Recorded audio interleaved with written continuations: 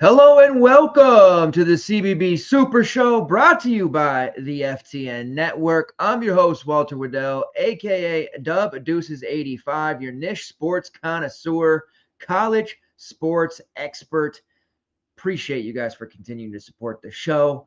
We are out here getting ready for the Tuesday, January 28th slate of games. It's Big Tuesday, as you know. We have an 8-game main slate we're going to talk about here on DraftKings. There's also the 7-game night slate. There'll be coverage for it all, as usual. A little bit of business here to attend to first. Before we get started, if you guys could take a second, please smash all up on that like button. The interactions you have been providing have been tremendous on all social media, especially here on YouTube and on Twitter/X. You guys have done me a solid, and I do appreciate that very much. Please make sure you hit that like button. And if you want to interact throughout the show or even on demand, always circle back around. Those likes help a tremendous amount. And you know what? Following me at DubDeuces85 on all social media platforms. Bunch of new followers over the last week or two. I do appreciate that as well.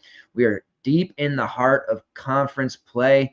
We are just about to put January behind us, get into that home stretch of February, and before you know it, we are going to be on Selection Sunday. It is crazy how fast time really does fly. College football, done, but still not out of our hearts completely. Did just release on site there a preview, first look at the championship odds. Cool piece up on ftnfantasy.com. Definitely check that out. Get some early betting value there as we sift through the transfer portal. And when the season ends, once we get to April and one shining moment, it's not going to be gone. Still going to be doing all kinds of transfer portal stuff, preview shows, interviews, all kinds of content. So if you like college football, you like college basketball, strike that. You love college basketball, college football, keep it locked here on FTN Fantasy YouTube channel at DubDeuce85. We're going to be providing that content all summer long, getting you ready for the next season. And we're going to be grinding Summer League, of course, TBT, WNBA. There's all kinds of good stuff. But not to worry, we still have over 2 months left of the season. All right, we're going to get into this 8-game slate here. We're going to do what we normally do, which is that game-by-game breakdown content, tried and true method that you love. Seemed to work pretty good the other night, popping the projection sheet up on the screen while I talked to give you guys some visuals there. We are going to do that once again. And at the end, we'll provide a core, and then any betting opportunities, props or otherwise, we'll certainly talk about those as well. Earlier today, had a nice prop, Wesley Yates over 12.5 at plus money over on Caesars. Nickel State plus 2.5. And then we had USC, or not USC, Iowa State plus 2.5. Felt pretty good about that, but Caleb Love had other ideas, hitting a mammoth beyond half-court shot. Clearly took the wind out of the sails of the Cyclones there. They were gassed out, and not a good game from Curtis Jones whatsoever. Arizona wins that one. Huge, huge, huge win for them at home against the number 3 team in the country in overtime. We've been getting a lot of overtime games this season, especially the last 3 weeks of the season, and it's not just Northwestern. Go figure there. All right, let's do it. You know what we're here to do. Let's break it down. St. John's versus Georgetown. That's the first game we're going to talk about. And real quick, before we delve all the way in there, let me pull up here what we're looking at. It's a 2K to first GPP. I know. We want more. We want bigger, but let's go. We'll take that 2K.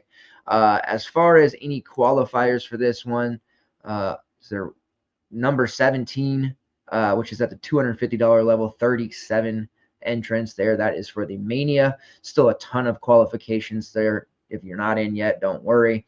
sometimes it's good to wait a little bit too and let people get theirs before you take a shot. But don't worry, only 17 happening now. Plenty of opportunities. And then there is some queues happening for a big 222 tournament that's going to be happening, I believe, second week of February on site, February 18th, which is a going to be surely a 10K plus up top prize pool for first place. All right, let's do it. St. John's versus Georgetown. It is a total of 140.5. St. John's is a 4.5-point favorite. Before we go into the projections to talk about it, let's do some housekeeping. There's some injury news to know on this slate. Davon Smith will be out for this one. Once again, for St. John's, has missed a couple of games here after missing some time, returned, and then didn't have a very good outing against Seton Hall. Clearly not ready. That shoulder is just not healing the way they would want it to, so he will not be playing in this one. And of course, we know Brady Dunlap is out for the season. We haven't seen him for quite some time. On the Georgetown side, we should have a full plethora of availability for everyone. We are getting into the point of the year, though, where Ed Cooley just plays the hell out of his starters. He'll go about 6 deep. At this point, Jaden Epps, he played 34 minutes last game. He's going to be in it to win it. It was a terrible game for him, hysterically. But this is going to cost minutes for Curtis Williams, Jordan Burks, and Caleb Williams. So we just want to stick with the starters there at this stage. And Jaden Epps, of course, at 5'1", is still very cheap, even though it's a pretty trashy matchup against the St. John's team that's probably going to force him into turnovers in bad shots. He's just way too cheap not to have into majority of your lineups, at least in single entry, right? So that's where we're at with Jaden Epps and the overall news for this particular slate. Let's get this pulled up here. We'll share it. All right. Boom. There's that. Let's get rid of this. Boom. All right.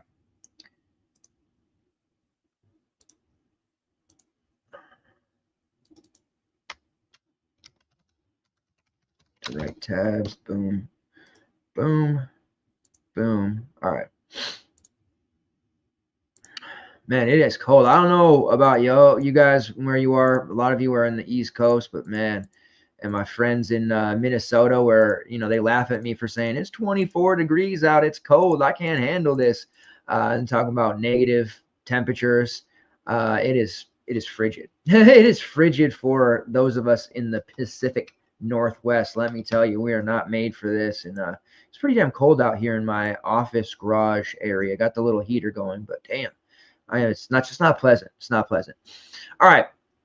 So getting into it here, Jaden Epps, the solid option, the one that at 5.1K, just way too cheap. He's going to project well. He will be industry chalk across the board. So that's one you can pretty much just lock and load in on. Didn't do a great job in that game against Providence. They did lose by 10, but he played 34.5 minutes. He took 11 shots. Took 14 shots. He made just 3 of those. Had a rebound, 2 assists, not a lot of peripherals. That's what ultimately killed Jaden Epps there. Price goes up slightly. You look at the bench pieces. Caleb Williams, 16 minutes. Curtis Williams, 9. Jordan Burks, 6. Classic Ed Cooley territory. Micah Peavy and Thomas Sorber played every single minute of the game. If Sorber doesn't get into foul trouble, he'll play all of those minutes. Malik Mack, 37. Epps, as we said, 35. And then Drew Fielder played about 16. He ended up splitting there with Caleb Williams. I'd expect him to be more in the 20-minute range there typically. But the 4 main starters there for Georgetown are going to play majority of the time, 36-plus minutes. So we can feel pretty good about that, even though it is a matchup against St. John's. There's just, really a lot of opportunity. Now, the last time these two teams played was just a couple of weeks ago, January 14th. St. John's did win that one at the Garden, 63-58. It was a defensive struggle. Epps was just kind of coming back from his injury, only played 10 minutes off the bench. Thomas Sorber was in foul trouble, had 10 rebounds, 3 blocks, but he couldn't get going offensively. They did a really nice job on him. Micah Peavy had 21, 4, and 3 steals. Really solid outing for him, playing every minute. Malik Mack had 13. Nothing really doing there. RJ Lewis had 19. Not a great day for him, though, overall. Aaron Scott was fantastic, 14 and 9. Zuby Ejiofor had 10 and 9, but he was also in foul trouble, so keep in mind, Sorber and Ejiofor really kind of neutralized each other. And then Kadari Richmond, who played a ton of minutes in that one, 10 points, 8 assists, 3 steals, and a block. Looking at the St. John's side, so to wrap up Georgetown, Jaden Epps, obviously. Max, okay. Then a decision between PV and Sorber. Sorber's great. I think we'll see a lot of people probably chase him to a degree. I mean, he just dropped 60, but I don't like the opportunity here for him against St. John's. I just don't see him playing, more than 32, 33 minutes because of foul trouble. And I don't know that he hits his ceiling. We're talking about a very exuberant price point here for Sorber. So I'm going to be looking elsewhere myself. And PV, peripherals are so strong for him. You can definitely use him. It's a lot of salary, but at least he's going to be on the floor for every single minute. Now, on the St. John's side, it's typically a decision between Zuby and RJ Lewis. Now, RJ Lewis priced back under 9K after a pedestrian outing against Xavier. We definitely are going to have some interest here in a player who played 37 minutes last time out. We know his usage is high. His shot rate is high. He typically rebounds at an elite level, so we can count on RJ Lewis. Guard forward eligibility, there's a lot of flexibility there for us with RJ. Now, we did go Zuby in the game against Xavier. He was only 7.5 in that one. He did okay. He hit 28.5, so, I mean, technically pretty close to value, right? He had 16 and 8 there, and especially late. But he had a really sour first half, and it wasn't the elite performance that we were hoping for. The prior meeting with Xavier, he had 18 and 12, so we're really expecting a much bigger performance from him. He had 10 points, 9 rebounds in their prior meeting to Georgetown, but he was major foul trouble. A road matchup here. It is only 500 more than he was last slate. I'm definitely interested, especially in large field GBPs, but I don't know that I'm comfortable enough to lock him into my main. And I don't even know if I'll end up with a ton of St. John's, Georgetown in this one beyond Epps. If I am going to, it's going to be Epps and Lewis and then figure out some value later. But there's some injury news and stuff and some mid-range plays that I really like on this slate. Also got my man Aaron Scott, but the days of him being, 5K and sub 6K are over for now, especially until Davon Smith gets back. We know he's going to play 30-plus minutes, and he's going to contribute in a ton of categories. He was in major foul trouble against Xavier, and he just never really got involved. And what happened when he picked up that third and fourth foul, he played very passive, and he didn't do a whole lot but stand in the corner. And that's why you see 32 minutes, only 9.5 fantasy points. Don't be too scared of that, but almost 7K. It is a very big price to pay for him, but he did absolutely neuter the Hoyas last time they were out. 14 points, 9 rebounds, 3 steals. He had 4 triples in that one, on his way to 35 fantasy points, and that was at 5K. Guard forward eligibility for Aaron Scott as well. So if you want that exposure, but you don't want to break the bank with RJ Lewis and you're not comfortable with Road Zuby, Scott is a good way to get there. I do think Kadari Richmond sees ownership because of no Davon Smith. Richmond had a huge game against Xavier. Totally fine if you want to get there at 8-4. I'm not all that comfortable with him. I've been fading Richmond pretty much the entire season, and it hasn't really hurt me. Even the game against Xavier, it was okay. I mean, he put up 43, but he wasn't high enough to own, and there were some other pieces that we had that made it okay. So I'm going to probably be underweight on Kadaria compared to where I think the rest of the industry will be. You still have value on Simeon Wilcher at 5.1. Put up a near 30 against Xavier there, especially got hot late. He's pretty pedestrian the last few conference games prior to that, 21 or over 21 fantasy points just once in his prior 5 conference games. But definitely a good look there without Davon Smith. His minutes are going to be safe. And, if anybody isn't in foul trouble, they're going to be looking for offense from Simeon Wilcher. He is just a youngster, the freshman out there, but he's going to definitely do some damage. You look at where we have him right now, about 31 minutes, does put him pretty close to value there. Definitely a look as we got all these exuberant priced St. John's options. I think Wilcher is a solid enough value, and I don't know that he'll get a ton of ownership overall for this slate. As far as anybody on the bench piece, Ruben Prey played a bunch of minutes off the bench last time, but we're not really going down that route, and we're not that desperate where we have to start playing guys like him, but there is a myriad of price points here on St. John's side that you can play. Just keep this up on the screen for a little bit longer. See if I can blow this up.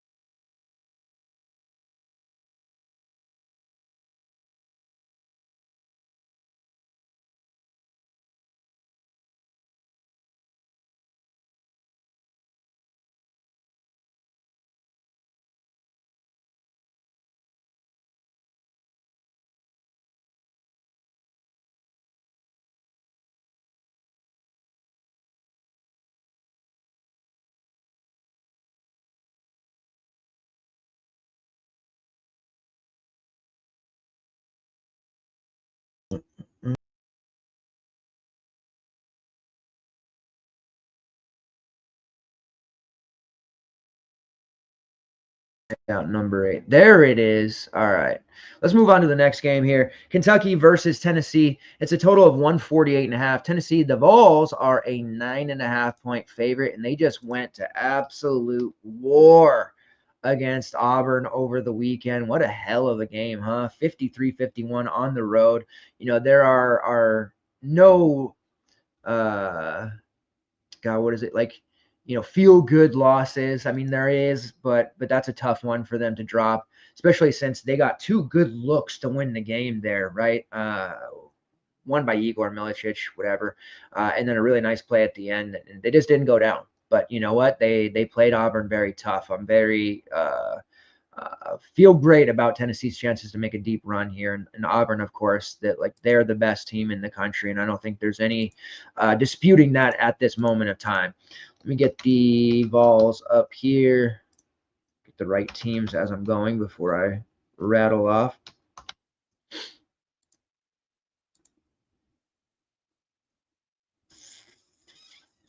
All right. So Kentucky, typically when they're on the slate, we see teams project pretty well against them. They play a style, a brand of basketball that is very conducive to fantasy points. They play at a tempo that is very fast. Right now, they're 4th in offensive efficiency, 35th in overall tempo. Ken Pom does have this one as a 77-68 win for the Vols. Injury cleanup. Let's start with that. The Kentucky side, they are going to be without Lamont Butler, who did have to bow out of the Vanderbilt game. Tough loss on the road to Vanderbilt, but he is not going to play in this one after really struggling mightily there. We know they're already without Cree Creesa, and then Andrew Carr, who missed the Vanderbilt game as well. So you had a less than 100% Lamont Butler. You had no on Andrew Carr, and Kentucky really got off to a slow start, and they just didn't have anybody take over. Otega-Awi kind of did, but by the time he kind of kicked it into gear, it was a little bit too late. They're in a tough environment. Vanderbilt's a very tough place to play on the road, especially for shooters. We know with their court wonkiness. So we'll see how this shakes out with Andrew Carr. I have a really strong suspicion that he does not play.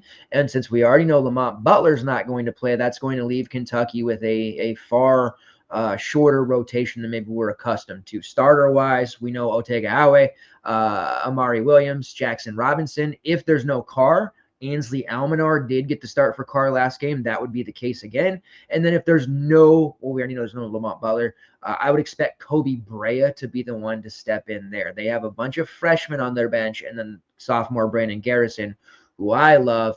But obviously, the coaching staff for Kentucky is not going to play Amari Williams and Brandon Garrison on the court too many times together, being that they're both centers. I think that there has to be a way to figure it out, but they're unwilling to do it with the way that they play. Brandon Garrison does really well in the faster tempo, fast break stuff, and you saw he had a pretty solid outing there, 8 points, 5 rebounds, 1 block. He did hit a couple of deep jumpers, took a 3. The game before that, he played really well too, but he's not going to get any additional minutes here, with Carr out. That's going to go to Almanar, who played 24.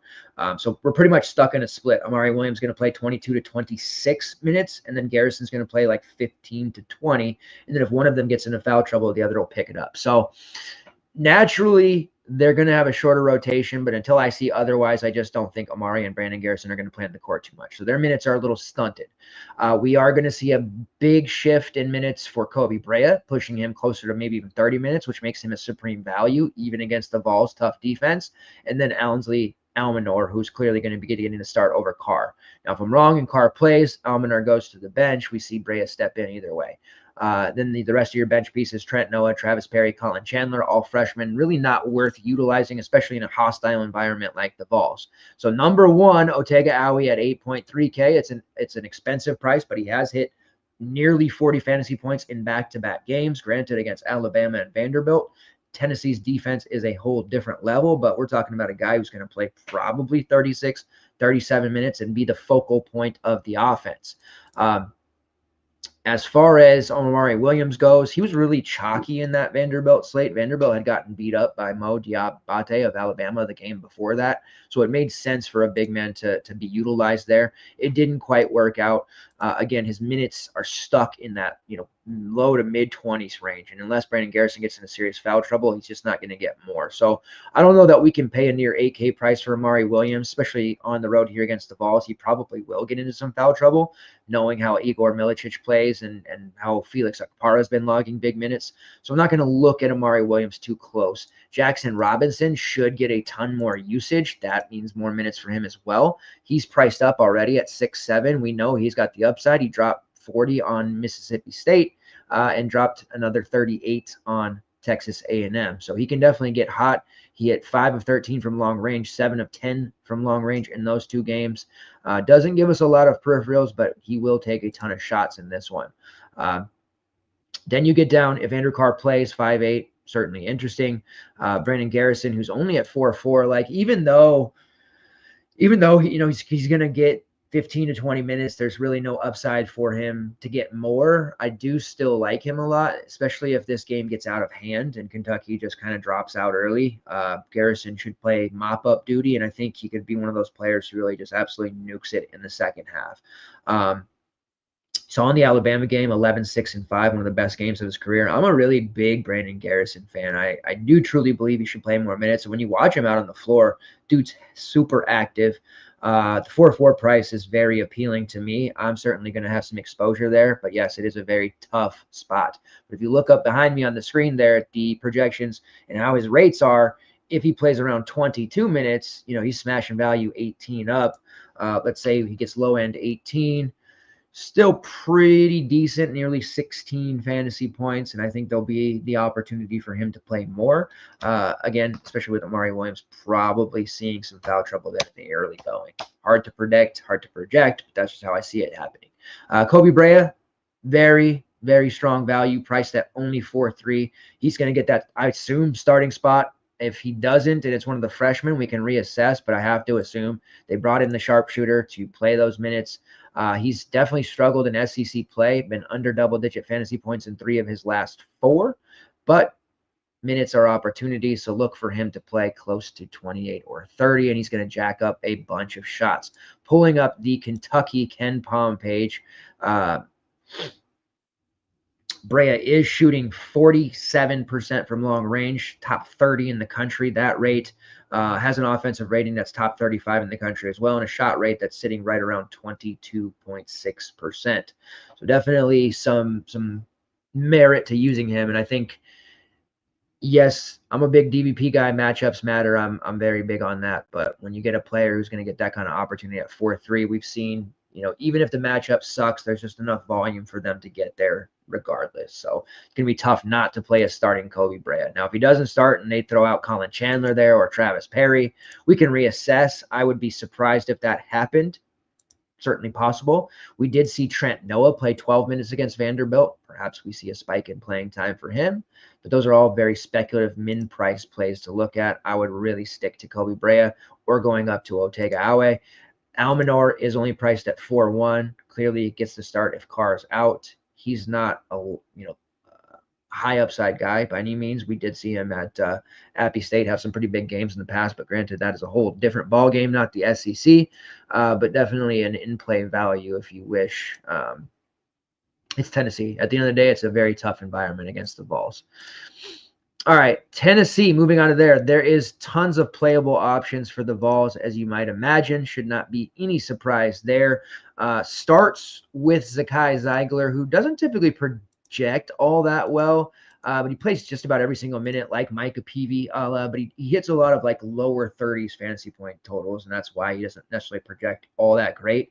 But he is one of the safest players on the slate and has a safe floor, and you're talking about an up-tempo matchup at home against Kentucky, coming off a tough road loss against Auburn. The offense wasn't necessarily cooking, but Zeigler not getting a lot of hype for his offense because Chaz Lanier, Jordan Gainey, guys like that.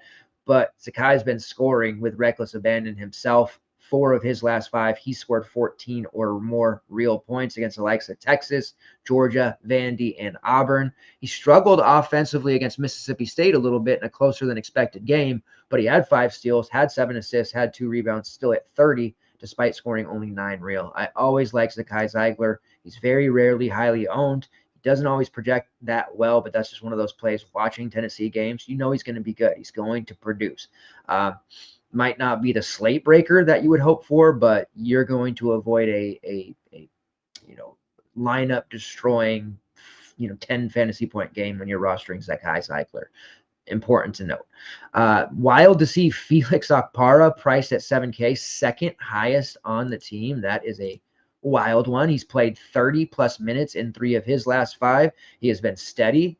Defensively, he's been great. On the boards, he's been great, and he's earned those minutes. It took some time to get acclimated coming over from Ohio State, but he's clearly got the trust of Bruce Pearl, and he's going to be out there. As long as he's not in foul trouble, he's going to be out there banging on the glass. He's not an offensive weapon. They don't run plays for him. He gets putbacks. He's an inside player, but he's getting it done. 7K is a little steep. I don't want to get caught in that Kamen Malawak range tonight where it's like, damn, the matchup's good for Kaman. But come to find out, he had cramps and he threw up all over the court because he drank too much Gatorade. So, I don't want to get in a situation where he was priced at 6'6". Like, hey, matchup, this looks good. Little higher price, maybe not the upside you'd want at that price point. Tennessee has a lot of guys who are safe floor, maybe no upside. So not quite there on Okpara. I do suspect we see a big ownership spike in Chaz Lanier. His price has dumped down to 6'6". I think that was a little drastic. Just a couple of weeks ago, we're talking about a near 9K player. Still a lot of volume there for him, and he's got a matchup against Kentucky. Once again, up-tempo, great environment. Chaz Lanier is certainly a great overall option. 30 plus fantasy points seems like an inevitability here. Then we have Igor Milicic, who's dropped way down there to 6.1K. Expect him to get an ownership spike as well. He was awful against Auburn. He's more of I don't want to call him a finesse. He's an inside-out big man, but the Auburn front court they're grown men, if you will, and they aren't with the bullshit. And Igor he struggled. Couldn't get any clean looks. He wasn't hitting the glass. I was listening to one of the Tennessee, forget their name now, but they're a couple of beats, social media guys who do football, baseball, everything Tennessee. And they were confused as well as why Igor just wasn't attacking the glass. He was in foul trouble throughout, but it just seemed like he was a little bit overmatched against Auburn. Get an opportunity to rectify that here against a Kentucky team. He has been under 20 fantasy points in 3 of his last 5. This is a high bust potential play. I just mentioned balls are full of high floor guys who are very safe. I think Igor, if you're looking for a way to find leverage in that 2K to first tournament or the qualifier, fading a potentially chalky Igor Milicic might be a good way to do that. Now, if he sees 30 plus minutes in this one, it may be a wrap if you do fade. Right now, you can see we have him at 28 minutes, projects around 27 fantasy points. Higher minutes will put him as a slate breaker. That price point is just very, very cheap, 6'1". You can run him with Chaz Lanier. Leverage maybe fading Igor, hoping for a fouls bust or just, again, continued struggles. Sakai Zeigler puts up a 40. I know he's more expensive, but we can find some value elsewhere. We've got Kobe Bray in this very game. So some different ways that you can look here. Jordan Gainey, who was dealing with his own apparent injury. I didn't quite see what it was. There was a lot of speculation, but he did play 25 minutes in that game against Auburn, so I have to assume he's good to go fully. Priced at 5'4". When you have a 6'6" Lanier, it's kind of hard to drop down and play Gainey. There's only 1.2K difference. You want to find that dollar amount to get there, but Gainey has been solid. Meshack is there at 5K, played 30 minutes against Auburn, and he was actually pretty good. Another kind of defensive option there, not a big-time scorer, but he will contribute in all categories. He's fine as a value piece there if you want to use him, and then there's really nobody below that. Darlison Dubar, it's not working out. He was really good at Hofstra. I don't think he's nearly close to being healthy as maybe we're led to believe after missing the first quarter of the season. And clearly they're just not fitting him in and being able to play him any kind of minutes that are consistent. All right, let's move that off.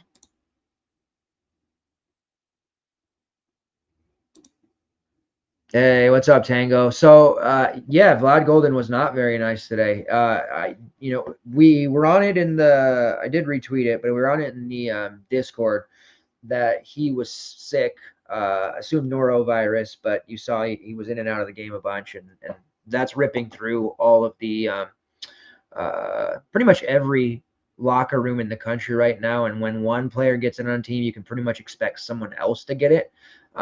So watch out for the next Michigan game, because I'm sure there's going to be somebody else sick. But that was one of those ones where we pretty much got off of him in the Discord because of that. We were on Danny Wolf anyway, so it wasn't really a big issue.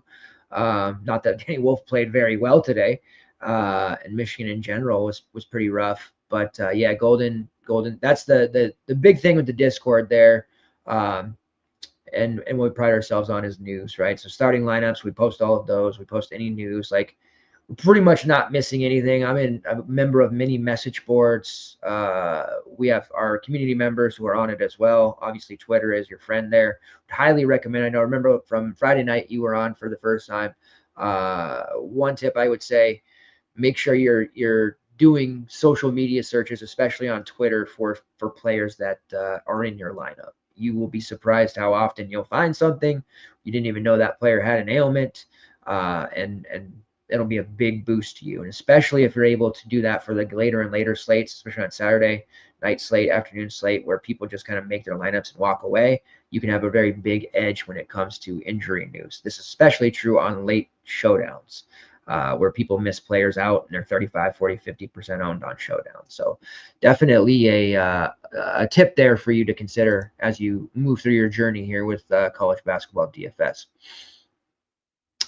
I was so focused on Mara, I didn't look at any of this stuff. Yeah, once we got the Bilodeau, I mean, he was available, they said, but it was pretty obvious when he wasn't starting that he wasn't going to play. And yeah, he was highly owned, but man, he's looking good, huh? They definitely need to be using him more.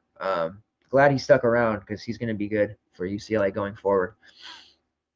Really opens up things around to the shooters around are going to flourish. UCLA looks like they are capable of going on a run here.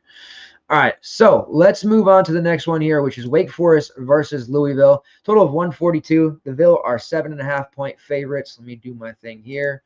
Louisville, what a culture change. What a complete turnaround, 180 from the past 2 years. Louisville is in on several players here. The McDonald's All-American game was just announced earlier today.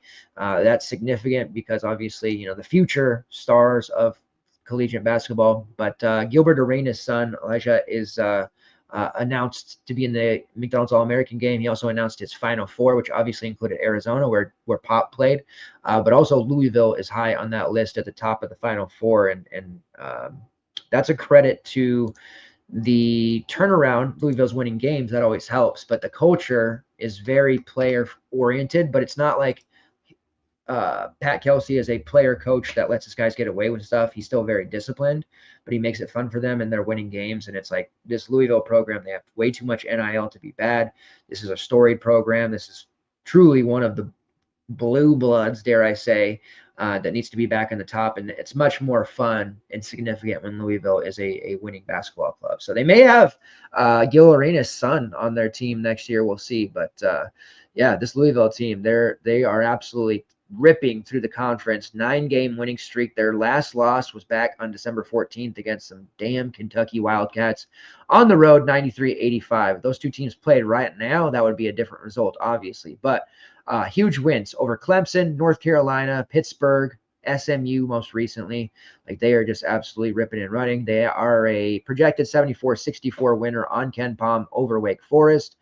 Top 20 offensive efficiency, top 50 defensive efficiency, currently 15-5. Nice thing about Louisville, they're running a very easy to figure out rotation, which is nice. And it's crazy that they're playing so well. It speaks volumes about Pat Kelsey and his staff, because to start the season, they didn't get Corin Johnson, who transferred from my Washington Huskies. Great player, just out right at the beginning. Sean Pryor, we know how good he is coming over from South Florida. He had his first couple of games, this knocking the slates out, breaking the slates, whatever you want to say. Then he suffers an early season injury in November. They no longer have him. So that's two key pieces to this team, and they're still one of the better teams in the ACC. Granted, it's a down year for the conference, but that just speaks volumes about this team. running a very short rotation. We love it. The starters you can expect: Chucky Hepburn, Terrence Edwards, Javon Hadley, and our guy, show favorite, James Scott. They did make the move to Rain Smith as a starter. He knows Pat Kelsey's system from their days together at Charleston. He has been absolutely amazing. He is knocking down so many threes. 30 points against SMU, 10 of 17 from long range. Chucky Hepburn had 16 assists in that SMU game because all he had to do off the screen was throw it to Rain Smith, and he made it. Every single three a Chucky Hepburn assist. Pretty damn impressive. On the bench, Connie Roos, the freshman, and then Abakar Traore, who is playing pretty damn well off the bench and contributing. Frank Ansalam is kind of a third bench piece that they don't really use too much. And then Noah Waterman, who is questionable for this one. He has missed the last few games. He's dealing with a thumb injury. It sounds like he's going to miss this game and then possibly be back for the next one. So not super significant, but it does give Traore those minutes instead of Waterman. Excuse me.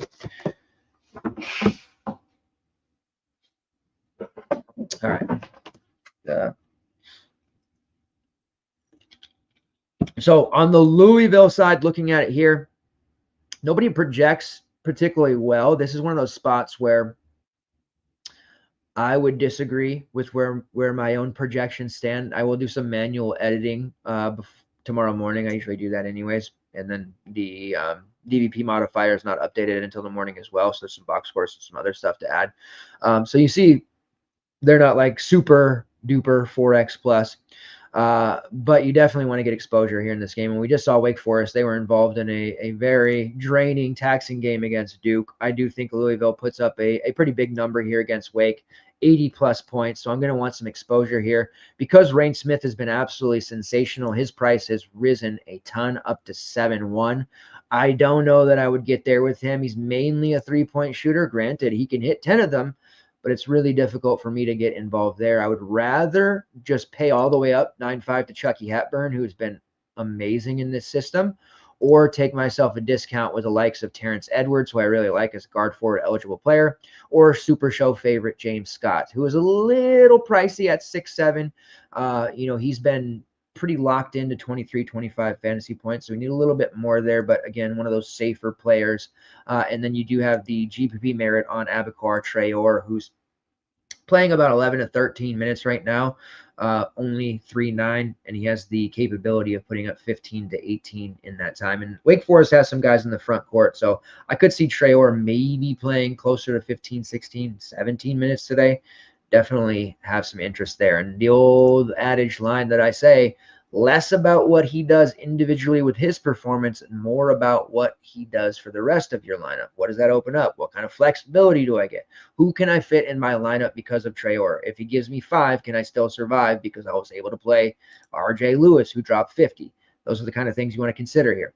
On the Wake Forest side, their rotation was a bit wonky in the Duke game. Cam Hildreth fouled out in just 19 minutes. So we saw some bigger minutes for players that maybe we ordinarily wouldn't see. Let me get that pulled up real quick.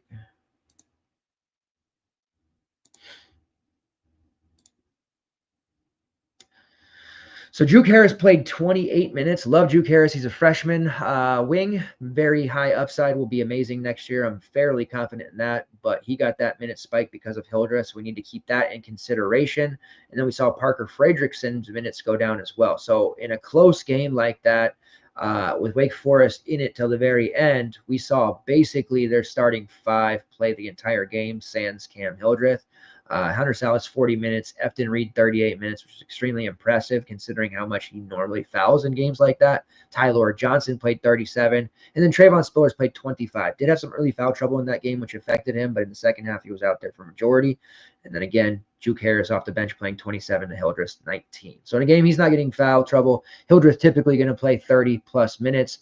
Those minutes for Juke, maybe they come out of Efton Reed's pool normally. There isn't a ton of size issues that you have to worry about with Louisville. So I don't know that Efton Reed will be out there for 38 minutes here like he was against Duke's front court. He is priced at only 5'4". So if you think those kind of minutes remain, he's probably going to go back down to somewhere between 27 and 28. He's a fair price, but he's been this price for the last month of the season. So I don't necessarily have that huge amount of interest in Efton Reed. It's been tough with the freshman guys like Juke Harris. We've seen him play some big minutes, produce, and go to the very next game where he plays 15 minutes or less. We saw that also happen with Davin Cosby early in the season. Cosby had a 23 fantasy point game in the non-con, played 20 minutes, and then he turned around and played like 7 against Minnesota. Now he's not even playing at all. So you have to be really careful when you're using these guys. Parker Fredrickson was a spot starter, not really that interesting. You want to just basically stick to either Salas, Hildreth, Spillers, or Tyler Johnson when dealing with this team. Tyler Johnson's priced up. He's still the preferred option on Wake Forest. Must have the right tights at Wake Forest. If you don't know what I'm talking about, look up Tyler Johnson tights at Louisville, and you'll see just absolute madness. That brings up the revenge narrative aspect here. I know it's not a huge deal at this day and age, but it used to be a pretty big thing in DFS to talk about revenge narratives against former teams. And guys do have an extra pep in their step, right? So Tyler Johnson definitely going to want to play better here against Louisville. And he's been great. 37 minutes against Duke, 30 against North Carolina. He's been playing a ton. Very safe, priced up to 6.2, but he's still definitely an option here with his projected minutes, which you can see we have currently at 32, which might be a little bit on the conservative side. You may play more than that, and he's very, very close to value. Definitely like Trayvon Spillers as well. One of those plays in the 7K range that I think typically will get ignored by the masses. But I'm respecting this Louisville defense. I don't necessarily want to be stacking against them. We were involved heavily in Louisville games early in the season, and they've kind of proven that they're not the most, we can't pick on them all that much as a defense when it comes to DFS purposes. So I don't want to get involved with a Wake Forest mini stack here. Tyler Johnson would be the way I'm looking. Hunter Salas versus Chucky Hepburn could end up being a pretty fun individual matchup, but that is a ton of salary to absorb and dedicate to on such an early part of the slate. All right, moving on to the next game here. We have Providence versus Seton Hall. Providence a 4-point favorite, total of 133.5. We have a ton of potential news. Just be ready on this slate. You mentioned the Vlad Golden thing there. This is a slate where you're going to have to be, if you're playing any kind of significant money or even playing at all, like if you're going to do something it's worth doing right, you're going to have to be at the wheel on your phone, on your computer, whatever you use, checking news, looking at starting lineups, being ready, because this slate has a ton of games that are going to require you to do so and news that are going to potentially impact the slate as a whole. And that is one of the biggest edges available right now at this point of the season. Decent enough projection systems are going to tell you who's the best median, who you should be looking at. A lot of teams or a lot of players that are regular DFS players at this stage, they kind of figured out the matchups, the DVP stuff. So the news becomes the biggest edge. Once we get into late February, early March, we get some other teams that aren't on the slates as much. That edge, the knowledge edge, and the DVP stuff and all that comes back into play. But right now, news is our biggest friend. So we're going to be able to take advantage of that. And both of these teams have some injury situations that we want to monitor, starting with the Seton Hall side. On their last game, Isaiah Coleman did not play. That was pretty significant, dealing with a back issue. And then Chauncey Jenkins also missed that last game there against Creighton. He's dealing with a knee issue. Now, putting on my doctor jacket and my best impersonation here, I think Isaiah Coleman ends up playing. I think Chauncey Jenkins ends up not playing. But every time I feel confident one way or another, and I've talked about this at length on the show, we end up seeing guys, get booted up with the cortisone and all that stuff, and they end up playing. So we'll have to just wait and monitor. Nice thing is there's that first game a half an hour earlier than normal, 3:30/6:30. So be ready for that. And then the next window of games comes into play, and that's where the Seton Hall Providence game does fall. So very early in the slate, we'll be able to make those determinations, and most likely we will hear before that during warmups. If Coleman and Jenkins miss, pulling up the Seton Hall box score, then we're going to have to, I can almost not say it without shuddering, but Garwi Dual is going to have to be in consideration. Now, without Coleman and Jenkins, Seton Hall was absolutely desecrated, if you will, by Creighton. 79-54 in Omaha. It was ugly. But Garwi Dual did play 38 minutes, 10 points, 4 rebounds, 5 assists, 3 steals. He was fantastic. He's not much for impacting the game, wins or losses, but he will put up stats. Prince Aligby played 29 minutes. He had 12 points and a rebound. Scotty Middleton played 29 minutes. He was okay. Jashim Filton, he started over Coleman as a freshman, played 27 minutes. He wasn't particularly very good there. And then the other freshman, Godswill Iranian, he played 15 minutes, did start over Emmanuel Okafor, but they ended up splitting those minutes 15-15 up.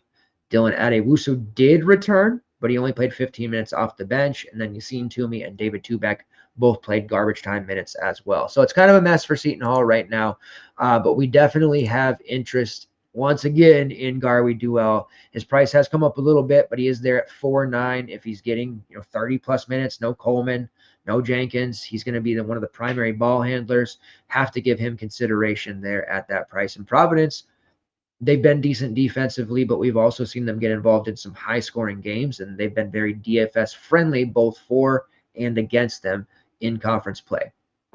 So number one, we're looking at Duell. Number two would be Jashim Felton at 3.7. Again, expect him to play 25 plus minutes if there are any injuries.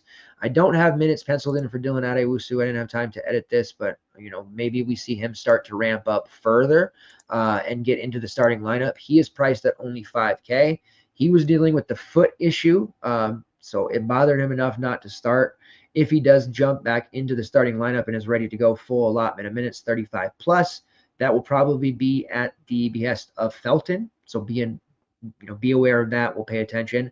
Worst case scenario, Adewusu, Coleman, Jenkins, all play, all start, knocks those value plays out, but we still have Adewusu at 5K. I'm not crazy about playing him off of a foot injury where he missed a few games and only played 15 in his first game back, but definitely there and is a cheap option that can definitely get us 20 plus fantasy points in a spot like this. Ligby, Middleton, Toomey, all those guys have shown they can be semi-productive with minutes, but none of them have upside. 4.6, 4.8, and 3.5. If you're running multiple lineups, 20 plus, maybe you're doing the quarter arcade or messing around, those are the type of players that you can kind of mix and match into your lineups. But for the most part, we're going to monitor this news and probably playing one of Adewusu or Duell. If Coleman plays 7.3, he's fine. I don't hate that idea there for a alt build. And then Jenkins, if he plays at 6.3, I'm not really interested in him. That knee issue really worries me, and I've seen him have some pretty down games in conference play. So I'm a bit murkier with him. On the Providence side, still no Bryce Hopkins. It's a damn shame because, God, he's so good. And this Providence team is actually playing pretty well this year. They could really use him, but the knee is just not progressing the way they would want to. We did see Ryan Mila after a one-game illness come back. He played 22 minutes and started. Expect his minutes to ramp back up. Wesley Cardette, who was dealing with a knee issue, he came back off the bench, played just 4 minutes against Georgetown, so we'll see if he works his way back into the starting lineup. And then we saw a ton of minutes from Christ Esendako off the bench. He's dealing with an injury as well, which is a hamstring issue. Played 18 minutes off the bench there. Looks like he is going to be fine. And there's an outside chance maybe he starts. I think Oswin has probably, gotten command of the center spot on the starting lineup for now, but there's a chance Esendako comes in as well, or they end up just splitting that time. And then Rich Barron, who had the concussion, came back, was available, played just 3 minutes against Nova. The Beats actually said, and I have this tweet saved, that we can expect Barron to play more today. Not only did he not play more, but he didn't play at all. So I don't know if there was a setback with his concussion or what that was, but we're not going to use him if he plays, but it's more of an awareness piece because the Providence rotation there for a while was very, very conducive to fantasy goodness, and there's a potential for all these guys back to really muddy the waters, if you will. Pulling up their probable starting lineup: Jaden Pierre, Bensley Joseph, Corey Floyd, Rylan Mila, Ian Oswin, Erhunwinzi. And then we'll see Christ Esendako, Wesley Cardette, Jabir Abdur-Rahim, Justin Fernandez, who's really good in his spot start, and then Rich Barron if he comes back. So you're looking at potentially 10 or 11 guys rotation, a lot of 20-minute guys as well. So it just really hurts to target any of these guys. They do project fairly well, but a lot of these are from when they had all those injuries, more minutes, and so some of these guys are beefed up. And you can see Oswin projects really well at 24 minutes. I'd be very careful with him just because I think Esendako has a chance to play 20 as well and kind of split that time with him. Bensley Joseph, is he starting, playing 30-plus minutes? I mean, he's done very well, so I don't mind that one as a projection show. Jaden Pierre, projects extremely well in 33 minutes. He often does, but he's one of those players, if you've watched Providence games, you wouldn't feel very confident sitting here and saying, yeah, he's 5'5", going to shoot a ton, put up 30-plus with ease. Yeah, that's a great projection, but he has a tendency to disappear as well. And as their rotation fills out more, there's more shots being taken. Bensley Joseph never met a shot he wouldn't take. Ryan Mila, he's much more or much less, I should say, selfish. So there's more shots coming Pierre's way there. Mila needs to be shooting. Corey Floyd shoots. Wesley Cardette, if he's fully healthy and back out there, he's going to take 10-plus shots. So there's just a lot of shots to go around and a lot of mouths to feed on this Providence team all of a sudden. I would probably stick with the starting lineup and just target those guys only, but be aware Cardette, Austin Dacko, all those guys are going to probably see their minutes ramp up. Wesley Cardette, if he starts at 4-2, I have a lot of interest in him for what it's worth. I don't love playing guys coming off of serious injuries, but this matchup against Seton Hall no longer frightens me. Coach Holloway is amazing. Their defense is typically pretty solid, but he just does not have the right guys in place. And that is an NIL problem, not a system problem or Holloway problem. He just doesn't have the money to build the right team. So I'll be doing some manual editing here, but in case you're looking at this and be like, wow, Pierre at almost 5X, like he must be a lock. He's not, but he definitely is going to be an option for us. All right, let's move on to the next game here, which is South Carolina versus Georgia. Total of 131.5. Georgia favored by 7.5 points. Poor South Carolina. Vegas doesn't respect them at all, but they continue to do some things here. And the last game for South Carolina is mighty interesting. They took Mississippi State to overtime, and I'm still big on Mississippi State. I know some people are like, are you still so high on this Mississippi State team that you thought was a second weekend team? I am. They sprung a leak a little bit, but they managed against South Carolina. Another tough loss for South Carolina, who's now lost 7 in a row. But they've been involved in some really close games. 66-63 against Vandy, 70-69 against a very good Florida team, 65-60 loss in overtime to Mississippi State, 66-63 home loss to Auburn. They did get their doors blown off against Oklahoma and Alabama, and they also lost on the road by 35 to Mississippi State. So they're definitely terrible for the most part on the road, better at home. Now they're going in a tricky road matchup against a Georgia team that just got absolutely manhandled by Florida, 89-59. Wasn't even close. Florida Gators just absolutely throttled Alabama. Throttled Georgia.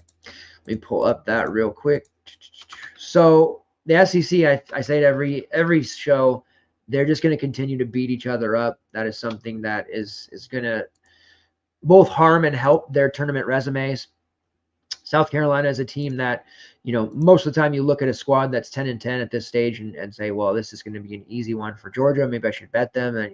But they're really not as bad as you might think. And it's worth noting that South Carolina back in late December beat Clemson at home 91-88 in overtime. And Clemson, one of the ACC's better teams, I'd say. And you've got the bottom feeder in the SEC, taking them the distance and beating them in overtime. So definitely a lean towards the South Carolina spread. I don't know that I would actually bet significantly on that, but a sprinkle, just because I'm not a believer in Georgia being 8 points better. Georgia I definitely like, but they've looked a little pedestrian lately themselves. So starting with South Carolina, we can imagine that Jamari Thomas probably jumps into the starting lineup here. He missed a few games and then came off the bench, played 33 minutes there against Mississippi State, and he was the best I've seen him pretty much in a South Carolina jersey. He spent several years at UNC Wilmington, and he was a stud at Norfolk State last year. But this was easily the best game, most complete game I've seen him play. We saw a lot of him at Norfolk State last year because they're usually a playing team. They're very competitive, and they're always on ESPN Plus, which I watch a lot of. But he played 33 minutes, scored 19 points, had a usage rate of 31% in the game, 4 steals, 2 assists, 5 rebounds, got to the foul line 12 times. Absolutely cooking. Expect him to slide back into the starting lineup, and that'll be at the at Morris Ugasuk's behest. He started in that one. He's been starting in Jamari Thomas' place. He's been solid. He's a sophomore, but he played just 21 minutes in that game. Thomas played over him. So expect that to swap. The most interesting thing here was that Arden Conyers, another freshman who's a wing, played 32 minutes in that one. And he played a lot more than Jacoby Wright. So basically, they ended up playing Zachary Davis, Colin Murray-Boyles, Nick Pringle, Jamari Thomas, and Arden Conyers most of the second half and into overtime. All 5 of those guys played over 30 minutes. Ugasuk and Wright played barely over 20. The only other bench piece we saw there in the rotation was Benjamin Bosmans-Verdonk, who played 7 minutes. He's mostly out there for his defense and to give CMB a water break. So Conyers is definitely an interesting option. Jamari Thomas, maybe not so much. He's priced up there at 6'8" after a pretty solid game. That's at the kind of the high end for him in the SEC, scoring about 35 fantasy points. Georgia is a team that forces turnovers. You'll see he had 5 turnovers against Mississippi State, and he's pretty turnover prone in general. The 4 steals, that's more of a, I think, anomaly. He definitely has a high steal rate, but I'm not expecting that from him. So I don't want to chase that performance by Thomas, and I would recommend that you don't either. Do like Conyers, who's priced down there at 4.3, regardless of him starting or not. This is another team against Georgia that has length, athleticism. Jacoby Wright and Zachary Davis, I say this all the time, they're pretty similar players for South Carolina. So having them both on the floor and they're kind of limited offensively, it doesn't make a lot of sense. Conyers has found a way to be productive in all aspects. He's hitting threes. He's rebounding well. Like, Conyers has a pretty damn bright future, I'd say. Ugasuk was the one that I thought, damn, this guy's going to be the best player in South Carolina next year. But now I'm kind of backtracking that a little bit, thinking Conyers, he's got endless amounts of upside. Found a way to be productive, 23 fantasy points in that game, despite shooting only 1 of 9. Got to the foul line 10 times. He's a willing driver. He gets after it on the glass, and he puts his body on the line. Priced at only 4.3. I know it's a little uncomfortable to use bench guys as bench players at times, especially on the road against a decent squad like Georgia, but Conyers is certainly a sneaky value weapon here that I think can pay off very handsomely. Would rather he be priced at 3.8 still, but that's not the case. But certainly a look, especially with Miles Stude, who's still dealing with the lower leg injury, and doesn't sound like that's going to be better anytime soon. Now, the other youngster, Cam Scott, he was playing some minutes with all these injuries, but he's not quite ready like Conyers was and Ugasuk, so he's not playing much at all at 3K. But another younger player that they have. And then the Missouri transfer, Jordan Butler, he's just playing mop-up duty at best. So they have a lot of different options and a lot of different wing players, but Conyers has kind of risen to the top. So he's the one that I want to look at the most. Nick Pringle at 5'3", if he stays out of foul trouble, he will be very important. His price has dropped drastically. He's priced at only 5.3 despite playing over 30 minutes in back-to-back games and eclipsing 20 fantasy points against Florida and Mississippi State. Do like him to a degree. Risky on the road for sure, but he is one of their better post players available for this one.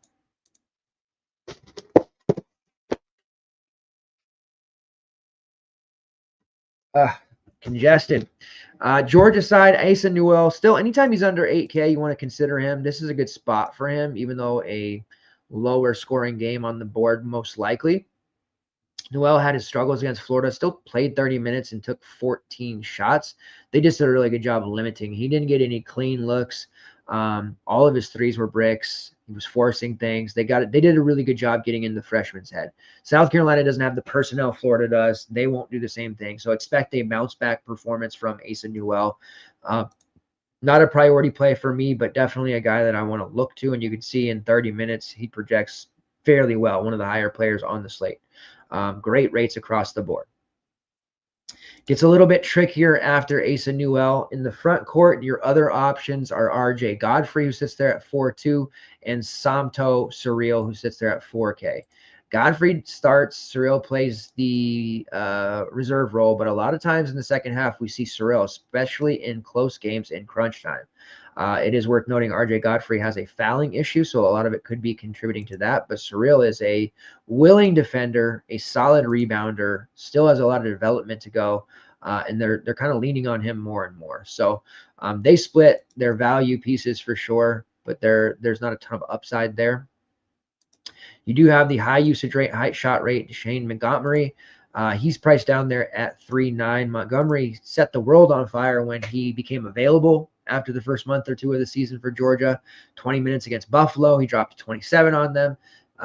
Against Charleston Southern, he dropped 34, and then 29 against SC State. So some big performances out of conference. Once they got into SEC play, it was a very big adjustment for him. You saw he struggled against the likes of Auburn, Tennessee, Oklahoma, but he's starting to figure things out. He's getting some clean looks.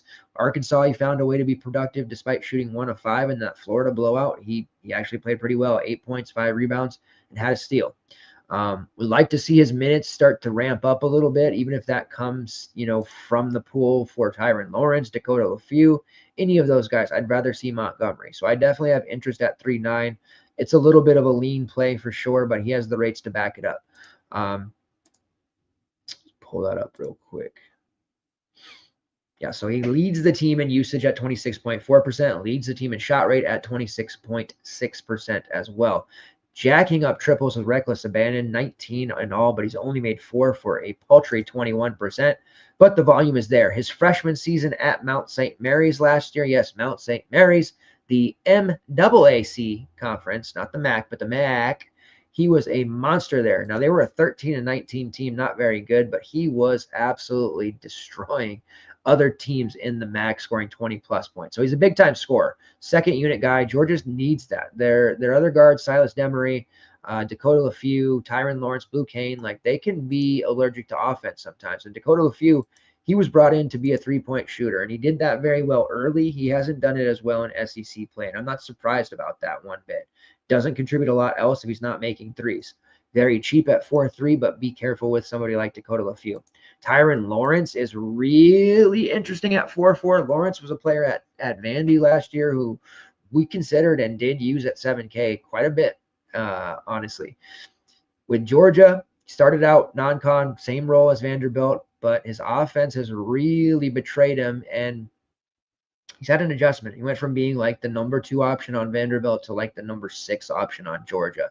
And as we see Montgomery's minutes ramp up, it's clearly coming out of Tyron Lawrence's total. Same with Dakota LaFew. As he plays more, as he's done in the last couple of games, although I don't know why he shouldn't have, it's coming at the negative for Tyron Lawrence. 20 minutes against Florida, 22 minutes against Arkansas. He did play 30 against Auburn and had one of his best games of the last month or so, but his minutes are clearly dwindling down. But he's priced at only 4.4. This is a player who only about a month and a half ago was up over 7K and was playable at times at that price. Different role, different time now, but at 4.4, I have definitely interest. 19% usage rate. Shoots about 32% from long range. Does have a 3% steal rate. You're talking about at that price point, if he can get you a steal or two, maybe bang a 3, maybe there's some foul trouble, but he's the one in at the end of the game close, gets some free throws, gets a couple of assists. He's had 7 assists in the past 2 games combined, so he does have that assist upside. Only 9 fantasy points against Florida, only 13 against Arkansas, but you see against Auburn, 20 at 4.4. Anything over about 15 to 16, you're feeling extremely good about. Even if he hits 12 at that price, still going to be enough if you hit on one of your pay-ups. Tyron Lawrence is not a bum. He's not a 4.4 player. It's just a weird fit for him with this Georgia team, and they're a bit crowded at his position. Something to chew on and consider.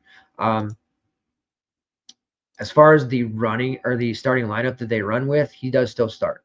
So Blue Kane and Silas Demery take precedence. So that's why he's losing out to LaFew and Montgomery. But Demery is a turnover machine. He does foul as well. And Blue Kane has the random foul games, and he's kind of limited on offense. Kane is more of a defensive presence out there. So he'll go long stretches of not scoring. So if Lawrence can give them some offense, he's more apt to be out there and stay out there. But that is a very intriguing price. When I look at Tyron Lawrence, low end 22 minutes, say he plays a 27-minute game, top value on the slate. So do some extra research.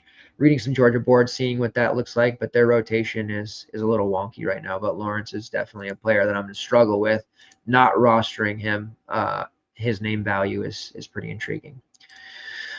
All right, moving on to the next game on slate here. We have Minnesota versus Michigan State, total of 139. Michigan State 13.5-point favorites. No respect for the Gophers. And we got about, I don't know, 15 Minnesota fans in our community, it seems like. It's only probably 2, but they're the loudest. This Minnesota team is suddenly like unbeatable, huh? 3 in a row. Overtime win over Michigan, big win over Iowa, and then the kind of, tried to throw it away against Oregon, but they did end up winning their 79-69. They're much better at home. Going on the road against Michigan State, this is a tough pill for them to swallow. And then on Saturday, they're at on the road in Seattle against the world-famous Washington Huskies. Feel like I'm going to have to find my way to that game if I can. We'll see. But this Michigan State team should, by all counts, throttle them. But Ben Johnson has his team at 11-9. We'll see if they can continue to make this happen. They did play on December 4th, started the conference play a little bit early. Michigan State did win in Williams Arena, so at Minnesota, the barn, if you will. Tough place to play, but they did beat them 90-72. So Michigan State handled business against this Minnesota team in their last meeting. By now, you know Michigan State. They are a really tough team to peg for DFS purposes. They're extremely deep, and they do, with Izzo, go through the entire rotation. Big man-wise, Cohen Carr, Carson Cooper, Simeon Zapala, and Xavier Booker, and Jackson Keeler, they're all going to get minutes. Now, Keeler's been seeing his minutes dwindle down despite being the starter. We've seen Cohen Carr take those minutes. It's a bit of a hot hand. Right now, Carr and Booker are playing more because they've been better, but that could very easily swing the other way. Early on in the conference season, we saw Jackson Keeler playing the best out of that group, and he got the 25, 26, 27 minutes, and he was the most productive big man on the roster. That suddenly swung the other way now. At the guard spot, it's locked in with Fears, Akins, and Holloman, but we're seeing Jace Richardson force his way in there on the wing and at guard, and Frankie Fiddler has been the transfer that just hasn't worked out for them like they envisioned. Looking at it, Trey Holloman is the most interesting to me at 5'6". I think he is clearly at this moment their best ball handler, facilitator. He's a sneaky good three-point shooter, although he doesn't get a lot of volume these days. Not a ton of upside here against Minnesota, but at 5'6", this is a price I think we can get down with and consider as a 4X type of floor. Maybe he can eke out a little bit more there, but he's definitely my favorite look. Jace Richardson is always in play. Ends up being the one Spartans player that I consider for my main. Against Rutgers, he had 20 points, 4 rebounds, and assist. Got after it. That was the kind of breakout performance offensively I was looking for from Jace. We'll see if he can build that. He hasn't necessarily been super consistent to this point. He did absolutely crush my Huskies. He had 5 steals against us, 12 points, 28. Till the point, or to the last game, that was his best overall performance. But I think the Rutgers game, offensively, we can say that was his best performance to date. On the road against Minnesota, he had foul trouble, but he did have 4 rebounds and 4 points in that one. Played about 19 minutes. Not super cheap at 5'2", but definitely a player that I would be okay with using. GPP-wise, Cohen Carr at 4'6". He makes the most sense, not just because he almost put 30 up on Rutgers, but because his minutes are trending in the right direction. He is a dunk specialist, but he's getting it done on the glass, and he's also shot blocking at a very high level right now. So I think they'll ride him a little bit. And then Xavier Booker at 3'9". There's merit for some value. Booker can shoot threes as well, which makes him a very valuable inside-out stretch big. On the Minnesota side, it's kind of ugly. It's don't really have a lot of interest in them against Michigan State, but I feel like every Minnesota slate lately, it's been like, well, not a lot of interest, but then they're having some pretty damn good outings. Dawson Garcia is clearly too expensive to realistically use at 10-2. Did put up a 50 against a very good Oregon front line, a 61 against a very good Michigan front line. Now he's going to be, and ironically enough, against a very bad Iowa front line, he put up only 30. Against the Spartans, it's not going to be very easy for him. Going back to the game against Michigan State on the 4th, he did have 18 and 11, so he had no problems against them. They had no real answer for him. I don't think that'll be the case this time. Now, he is playing at an extremely high level, and a player like this, you might be tempted to heat check. Would not talk you out of it, but I think the Spartans stylistically here and a road spot for Dawson Garcia, it's just going to be very tough. Not worried about foul issues per se. I think he'll play 35 plus minutes with ease, but I think the shots will be very hard to come by. He's going to get that volume, but a lot of contested shots. And the Spartans will use their fouls with all their big men. So that means they'll knock Dawson Garcia around a little bit. Prices drop considerably after that. Your other starters, Femi Odekale, Luchai Patterson, Mike Mitchell, and Parker Fox. Odekale is there at 6-1. It's a little bit expensive for me. He has played well, especially in conference play here since the calendar turned to 2025. But this Michigan State perimeter defense will give him trouble. He has been very strong on the glass, very good as a facilitator. His peripherals have made him have a solid floor. But I do think this is a little bit of a tough spot to look at him against the Spartans. So I will be much lighter on him than probably others. Same could be said for Luchai Patterson at 6K. He has been the top option offensively, not named Dawson Garcia on the team. Definitely high upside at 6K, but I think the floor there's way too much risk here for it to bottom out. He's been pretty much the same both at home and on the road, so not worried about splits with him. But I just don't think this is a good spot for him either. I think the Michigan State Spartans defense will cost a lot of turnovers here, and I think Patterson just has a difficult time finding clean looks. As far as anybody else goes, Mike Mitchell at 5'9" is going to project decently, especially if we think he's going to play 34, 35 minutes. But we know the deal on Mitchell. He's going to give you 8 or he's going to give you 40. It's very difficult to trust him on the road against the Spartans. I don't think I'm going to trust him one bit, but you see with 33 minutes, he is just a tick under that 4x value threshold. Anything over that would put him above, but I definitely low on Mike Mitchell. All right, let's move on to UCF versus Kansas. It hasn't been the most exciting slate, admittedly, but we're getting into a game that definitely has fantasy goodness. Total of 152.5. That does make it the highest total on the slate. Woo! Kansas 13-point favorites. We know every time UCF is on the slate, I'm going to talk about 2 things. One, Keyshawn Hall, never owned by the masses, always delivers for us. We love Keyshawn Hall. Took us to Hamtown again on the night slate. And then mini stacking, if you will, against UCF. So defensively, they definitely give up a ton. They bleed fantasy points, if you will. And then my man Keyshawn Hall is going to have his hands in on everything. Let's start with Kansas. Flory Badunga season is fully here. We've been talking about it a lot. Is it over now that he's priced so high at 6-7? I'm here to tell you, no, it's not. Overtime, multiple overtime games against Houston. They ended up losing that one 92-86. Who would have thought anyone would score 86 against Houston? Flory Badunga was able to play 36 minutes against an elite Houston defense. He did foul out there at the end, but he played 36 minutes. 19.7 rebounds, 2 assists, 3 straight strong performances. This is an excellent matchup. If he's dropping 30 bombs on Houston, this is going to be similar to the TCU game in terms of what they're going to throw at him defensively. They're soft. They did whoop TCU on the road 74-61. And that one, we got a double-double from Flory, 10 points, 10 rebounds, and 4 block shots. I absolutely love Flory Badunga. The price rise continues. He's there at 6.7K. What that does for us is it keeps people away. Flory was very chalky when he entered the starting lineup without KJ Adams. KJ Adams is still, as far as we know, out for at least another 2 games. Sounds like there's some chatter he may be back for Saturday's game against Baylor. I remember reading that on Twitter, I believe yesterday. We'll see. So we at least have Flory for one more game. We should have him for the rest of the season because clearly he's a better option and the team's better with him over KJ Adams. No disrespect to KJ Adams.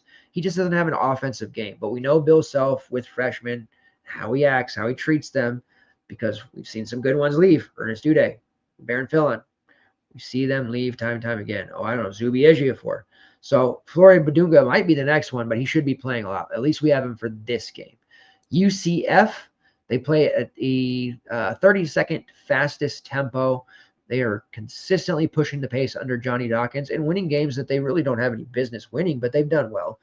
They almost beat Houston at home. They gave up 108 to Iowa State. That was a very fun game. We had that Iowa State mini stack, and we want to go right back to a mini stack here. I haven't been that high on Kansas this year, but I'm definitely using multiple pieces of every UCF game on the slate. I've done it for the last, I don't know, 7 games of UCFs. I'm not going to stop now anytime soon. This is a team that, offensive rebounding wise, they're solid enough. They're terrible on the defensive glass. Second, third, and fourth opportunities happen against them all the time. They do get their shots blocked at a fairly high clip. There's a ton of driving players on this roster. That's good for our man Flory Badunga and his block rate. They're going to push the pace. They're going to turn it over. They're going to give up a ton of weak stuff in the paint that Flory's just going to absolutely destroy. So yes, at 6'7", we love him. If we're getting these kind of minutes out of Flory and avoiding foul trouble, and he's playing, 26, 27, 28, he's clearly, to me, one of the best plays on the slate. I'm going to continue to do that. I will say I when I have a guy that I use alike, he's a show favorite, brand favorite, if you will, I will go back to him more than maybe I should, but this is still a great spot.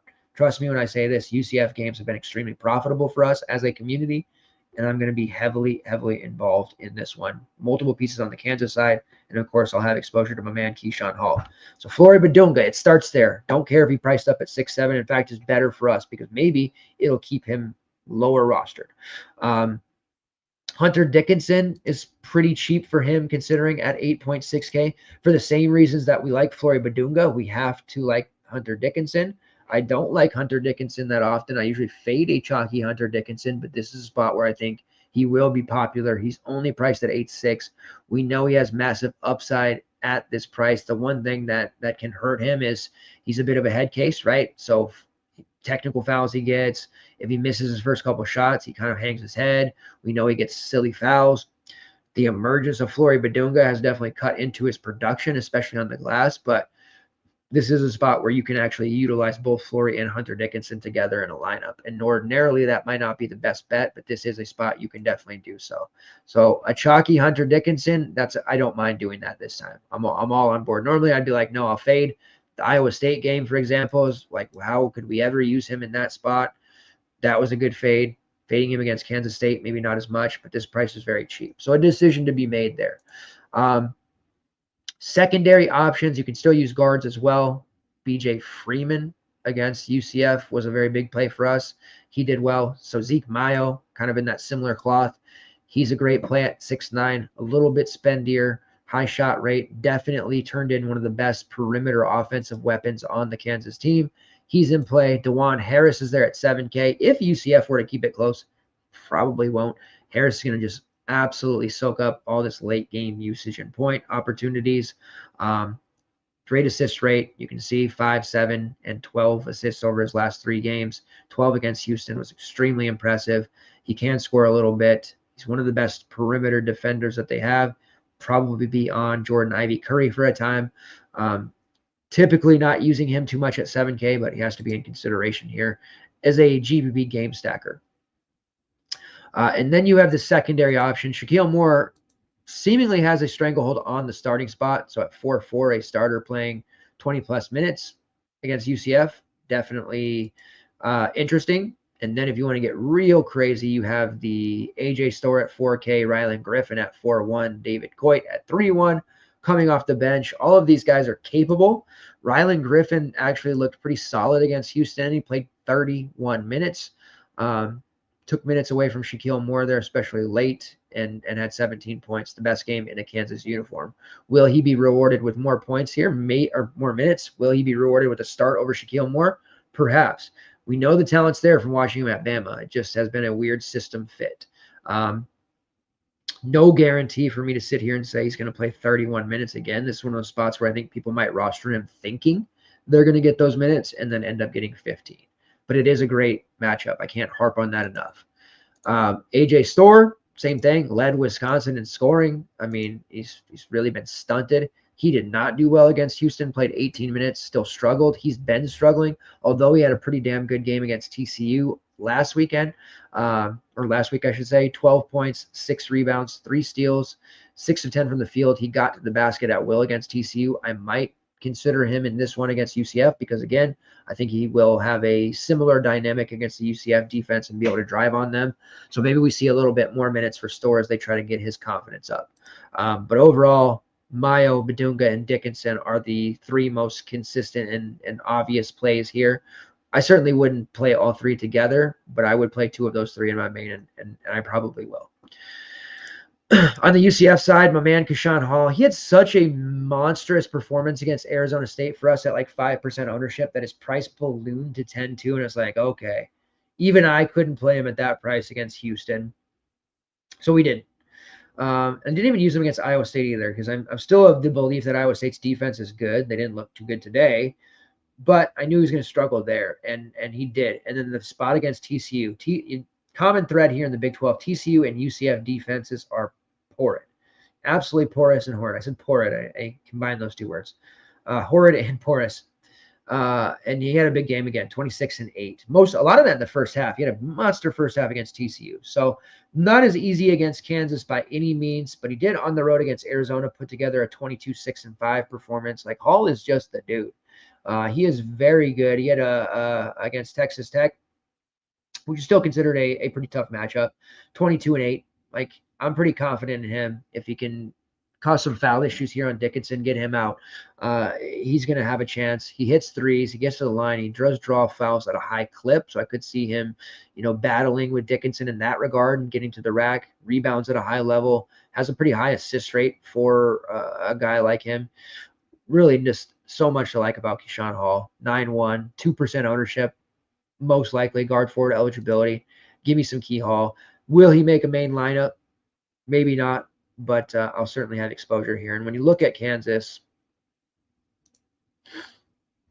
they did a real nice job on Ernest Uday. Admittedly, I thought Uday would be a lot better. He had 8 rebounds, 7 points. Wasn't the best game for him, but they did struggle against Vashawn Ellett and Noah Reynolds on the glass, interesting enough. And in the Houston game, which went multiple overtimes, Juwan Roberts absolutely murdered them, 24 points and 9 rebounds. So there's a bit of a maybe not a DVP spot here yet, but there is a bit of a intriguing look here developing against Kansas. And yes, I am fully aware that Kansas went to UCF's floor early this month and pile drive them 99-48. Fully aware. And in that game, Hall had just 12 points, 6 rebounds, 1 assist, 3 steals, 1 block. Wasn't horrible, but certainly wasn't great either. He made 4 of his 17 shots. I'm fully aware. And now they're going to, a very tough historical building. But you don't win GPPs by being safe, right? So Keyshawn Hall, definitely I'm interested here, even though this is a scary spot. And even then, Hall's performance and his stat line there maybe didn't wow you, but that was 30. So to have that kind of floor here, even in a tough spot where, hey, our team just lost by 40 plus, but he still put up 30 fantasy points. And since then, he's been on an absolute tear. So that's my spiel about Keyshawn Hall. Probably wouldn't be on anyone else. I think Darius Johnson and Jordan Ivy Curry really struggle here once again. Kansas perimeter defense will get after it against them. Mo TM was in early foul trouble and just struggled mightily against Kansas. He's had some pretty damn good performances since he returned from a short absence. He was really good against TCU. He was adequate against Iowa State, and he was a monster against Houston. So he's playing at another level right now as the primary front court player. It's a little spendy at 7-1, so I probably won't get there, but he's definitely not a full fade like he might look. And then as far as the rest of the rotation goes, Jalen Sellers doesn't look like he's going to be back. He's still questionable. Dallin Coleman will round out the starting lineup, and then you'll see J.J. Taylor, Mikey Williams, Dior Johnson. That's kind of the secondary pieces, but they're all going to play 5 to 10 minutes, so nothing doing there. You just have a decision on Hall or TM if you're going to use somebody there and 2 Kansas pieces on the other side. Highly, highly recommend that. Don't have to, but I would recommend that. And Tango knows what time it is. Definitely Badunga season. Let's go. There's so few players that I'll tweet every single move they do in a game, but Flory Badunga is definitely one of them. All right, last game on the slate, Marquette versus Butler. This is a total of 147. Marquette, a 7-point favorite. And here we have, in addition to our Flory Badunga lock button play and Jaden Epps, reluctantly, don't love it, but he's so cheap, we have to play him. We're locking those two guys in. And then we have a third player here that we just absolutely have no choice in. But the good news is we don't mind rostering him. And we've rostered him at 10K plus and felt pretty damn good about it. Of course, I'm talking about Cam Jones, who's priced at just 8.8K. He torpedoed down from 10.2 to 8.8K, despite still scoring 30 and 35 fantasy points in each of his last two games. Now, by Cam Jones standards, those are low. Those are low floor games, bust. Nothing worse than what he did against Xavier when he had just 24, 11, 3, and 6. That was a real bad game. He struggled mightily against Xavier, and that was a close game in which they lost. That can't happen. On the road against Butler, a little bit of a tough environment, but he put up 23 and 7 against them in their first meeting, 80 to 70 home win in 36 minutes. He took 24 shots in that game. Expect him to take 20 plus shots here, especially if Butler can parlay some recent excitement into a competitive game here against Marquette. Now, again, it's only a 7-point spread. This should be a close game. 37 minutes from Cam Jones at 8.8. You can see here, let me pull up the Marquette game. This won't surprise you to see he projects as one of the highest players on the slate in terms of an X value return. If that does surprise you, then, God bless you. All right, so right here, Cam Jones, 36 minutes at the moment, 42.95 fantasy points, 4.88x. If he doesn't put up 40 against Butler, it would be a real surprise. But you can expect for a Tuesday slate, an 8-gamer is a little bit small. We are typically accustomed to 11, 12 games, maybe 10 at the lowest. So an 8-game slate really reduces down those options. So when you're staring down the barrel of a 5-1 Jaden Epps, a really, really good Flory Badunga, and an 8.8K Cam Jones, it just really kind of forces your hand a little bit, and probably the hand of everyone else of the regular players. We might be lucky on Flory Badunga and people jump off because of the price increase and go to Hunter Dickinson. That's a possibility, but there is no possibility of Cam Jones and Jaden Epps being below 60% owned in any contest. Maybe in like the largest field, $1 and the jam, like a little bit less, but anything single entry and high dollar, you can expect Cam Jones to be on pretty much every single roster of a regular player. And what I mean by regular player is somebody who plays DFS every single day with us. So Cam Jones, 8.8K. I don't need to rattle off his efficiency rates, high usage, high shot rate, high assist rate, everything's great about Cam Jones. You know that. As far as the rest of Marquette goes, there's definitely some viability here. David Joplin is probably priced out still here. This is his 4th game in a row over 8K. He has only paid it off once. Still playing a lot of minutes, but Marquette tends to, even though they run a shorter rotation, they tend to kind of take turns with their production. So Jones is normally always doing something, but then you'll see a Joplin game, then it'll be a Stevie Mitchell game, then it'll be the Chase Ross game. So it kind of jumps around. Last time out against Villanova, we saw the Stevie Mitchell game. 21 points, 4 rebounds, 3 assists, 3 steals. Now he's up there at 6'8" because of it. Now we can kind of cool down because Stevie Mitchell had 4 straight games under 25. We can kind of take it easy on him. He did have 30, 15 and 9 against Butler in their last meeting, but this would be one where I think Chase Ross is the one, if we're talking about, sprinkling and smattering and using a couple of alt build lineups without Cam Jones. A little tough, but we might. Chase Ross is the one that I want to look to. I think he forces a bunch of turnovers here against Butler. He'll get the job done scoring, 10 to 12 real points, and then he's going to really be able to ramp up his peripherals, and something we've come to rely on Chase Ross for. And he's been very solid. After that game against Xavier, which was absolutely atrocious, and the game earlier this month against Creighton, in which we loved him, and he played 33 minutes and did nothing, he's been absolutely phenomenal since. 48 against Georgetown, 35 against DePaul, 24 against Seton Hall, 30 against Nova. Like, he's been very rock solid for a 6.6K price player. Can we run multiple Marquette pieces together? Yes. Cam Jones and Chase Ross together? Definitely like it. I would not recommend Joplin with Jones. It seems like those two kind of go off a little bit separately, but Ross and Jones can work because Jones doesn't necessarily need to score in order to pay off, whereas Joplin does need to score in order to pay off. Mitchell and Ross, not so much. Ben Gold's price is still affordable at 5.6. He's been able to handle big minutes here in conference play. Fouls haven't been a problem for him just yet. Doesn't have a particularly high upside, but definitely a guy who can give you that 20, 21 fantasy points and be relatively safe in that regard. And then the bench pieces, Demarius Owens, Trey Norman, Zadie Lowry, Royce Parham. None of them really playable, but Royce Parham, man, I've watched several Marquette games now, and I don't know if it's, I'm becoming the Royce Parham, like, good luck charm, but when I watch those games, he is just absolutely on fire from distance and looks so confident. The game against Nova, I gave him great minutes off the bench. 10 points, 2 rebounds, and assists, paid off at 15. Second straight game over 13 fantasy points. It is a very risky play. No way I'm telling you to use him in a main or any kind of significant action. But if you're rolling through these different alt builds and multi-entry stuff trying to hit a GPP, Royce Parham's not a bad look. I did like Demarius Owens the best in their bench, but he's still very undeveloped, raw, and young. Parham seems like a guy who is quickly becoming a confident offensive option. Not a lot of minutes there for him, but he did play 10, 16, and 12 over the last 3 games, 2 of which were relatively close. So they're seemingly starting to rely on him as maybe the 6th man. So at 3.7, there's a little bit of intrigue there for Royce Parham, but obviously very light. On the Butler side, we saw Kobe King did return, but he didn't start the concussion protocol, played just 3 minutes.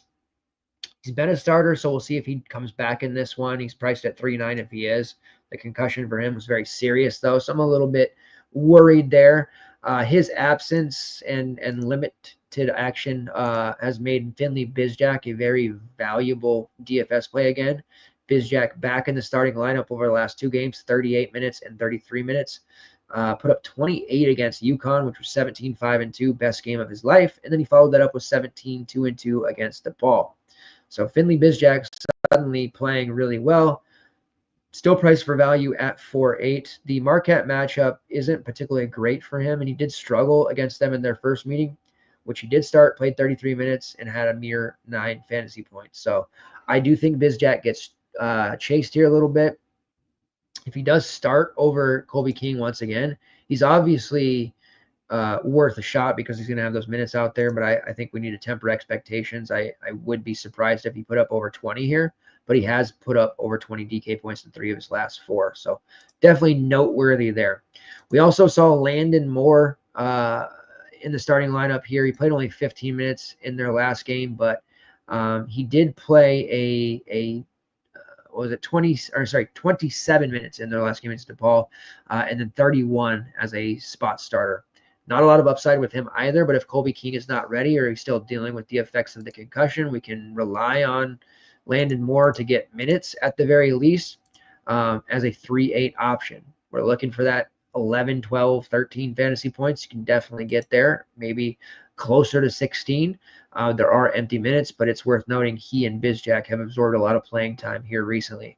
Patty McCaffrey had been playing every minute possible. His minutes have been down, not due to fouls, but because of poor performance, and his defense has been very lousy.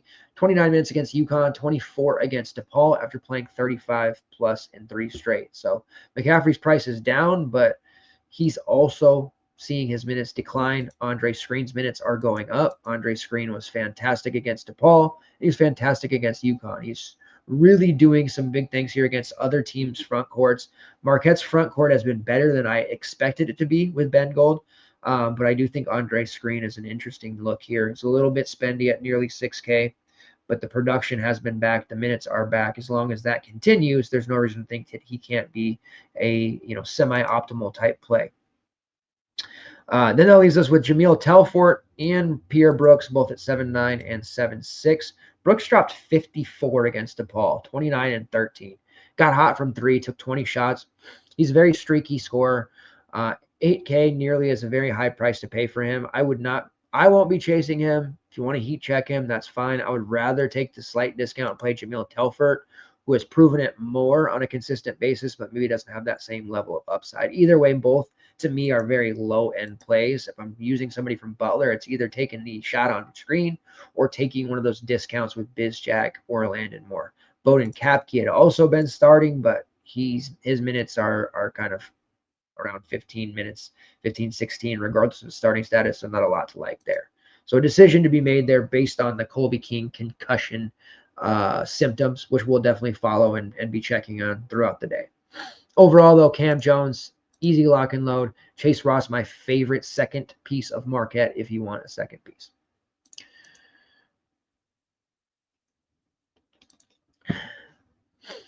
Cam Jones might be 100% owned.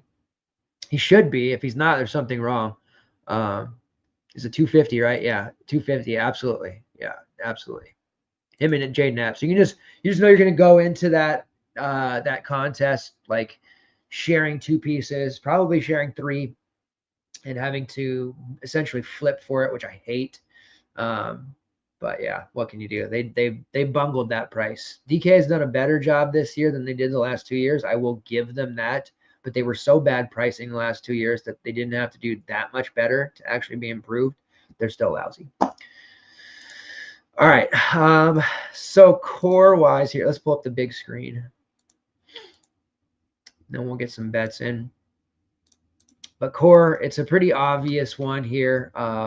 Jaden Epps, Flory Badunga, and Cam Jones.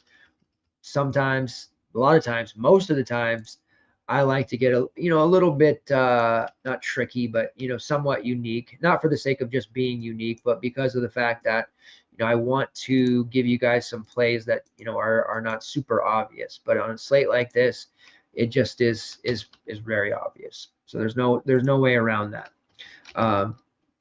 I don't have a posh play on this one, at least at the moment, but as we get into it more in the morning, and I do have an article coming out for this one. Remember, Tuesdays, Wednesdays, and Saturdays are the days of the article. So we'll see if one emerges here. We do treat the show, for those of you who are new, I see there's a lot of you. I got some DMs indicating that. I appreciate it. This is treated as more of a first look. So I do as much as I can prior. I'm still watching games at night, right? And we treat this as a true first look. Things are subject to change, but for the most part, you will not see anything change unless Cam Jones is out. There's no reason to change that, and there is a lot of other news for us to track. So it's probably going to come down to those other pieces. This is where the news edge is so huge. If you're going to play, it's worth playing the right way, and that is checking to make sure your guys are actually in. Even if there's no injury news, it's a good idea, best practice to check those names and just do a quick, simple Twitter search. Even something like that would be enough so that you don't get caught with your pants down, especially this year with norovirus and everything else that's kind of running rampant through. But that's going to be the biggest thing. Those who are able to make changes on the fly based on those starting lineups and any injury news changes are able to kind of get that edge and come out ahead. All right. Let's see. Subject to change, but we already know who's going to be at the top here. Make sure it's showing correctly. All right, so Cam Jones, Jaden Epps, and Hunter Dickinson near the top. Surprise, surprise. Kobe Brea as well. Flory Badunga, my man. I had mentioned Jaden Pierre, a little bit over projected for my liking. We'll do some refinement there. And then guys like Zeke Mayo, Chaz Lanier, Bensley Joseph, Garley Duell, no surprise there. Having a lineup group of those players, maybe minus Pierre, but that top 5 or 6 down, throw Chaz Lanier in that group.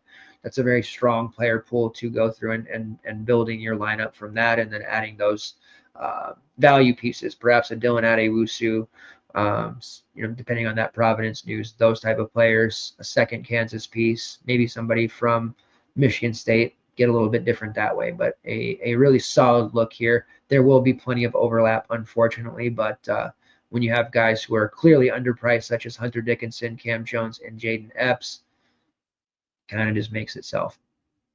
So news, just to rehash, we'll monitor Andrew Carr. That'll be a big one for sure.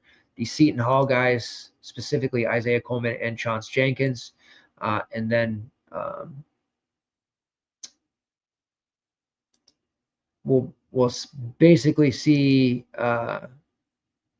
Colby King's starting status. That's less important, but definitely those that have PMR still at the end, perhaps jockeying for position. That's one way you can possibly get that. But for the most part, I think the injury news, it's more important early. So that's nice that we'll have that out of our hair. And then expect big foul issues there for some of the road big men, the CMB, Dawson Garcia, players like that. Sorber's at home, but I feel like Sorber and Zuby are going to neutralize each other there. And that St. John's Georgetown game may be a mini stack for a lot of people, and I could see it kind of breaking out there. So tread carefully on that one, and we'll see what happens. All right, let's get into making great time here. Best bets. I got to say Georgia Tech versus Notre Dame. Georgia Tech is plus 8.5. Probably a losing bet, but a sprinkle on Georgia Tech spread. They looked really good the other day, despite having like no players left. Notre Dame has played pretty well. They played Virginia very well. But I do think Georgia Tech is an interesting look there, plus 8.5. So taking that. This will be a very tough. The night game is Cincinnati versus Utah. Utah's been terrible. Cincinnati's been awful in the conference play. Cincinnati is +1. Something's got to give here. Both two really bad teams in conference play. I do still lean Cincinnati +1. I was on Cincinnati spread the other night, as many people were. Didn't work. But this Utah team, when I tell you they're very bad, they're extremely bad. Wes Miller's got to figure it out here. His dream job of North Carolina may be available here sooner than we think. He's got to turn the Cincinnati thing around. Their non-con was so bad. They won so many games against easy opponents, clearly. Their net ranking's high, but look what's happening to them in conference play. But Cincinnati +1, perhaps foolishly. Pittsburgh -4 against North Carolina. Sorry to the Tar Heel fans, but I'm feeling this Pittsburgh team right now a tremendous amount.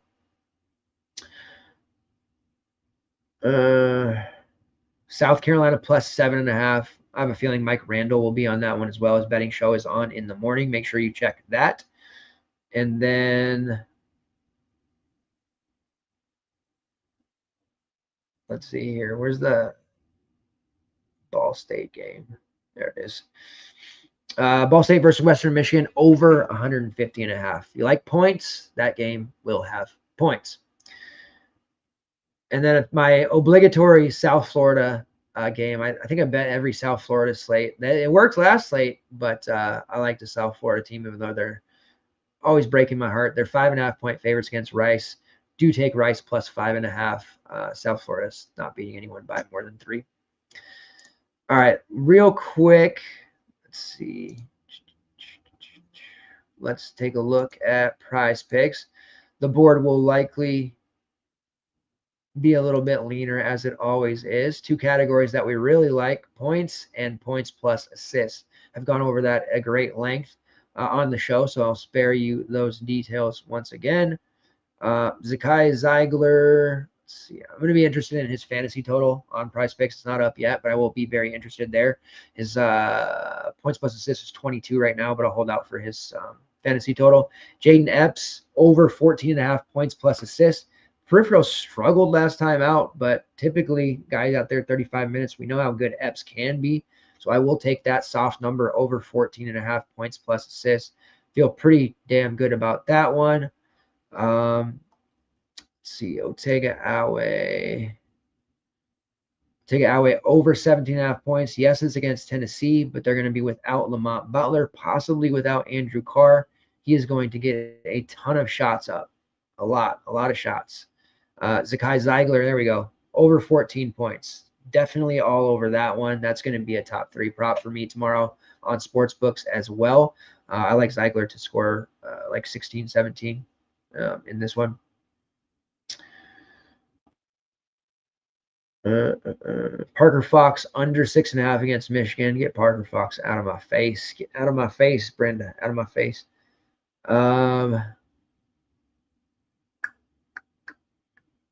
Be interested with the fantasy total projection for Cam Jones is on Underdog and Prize Picks.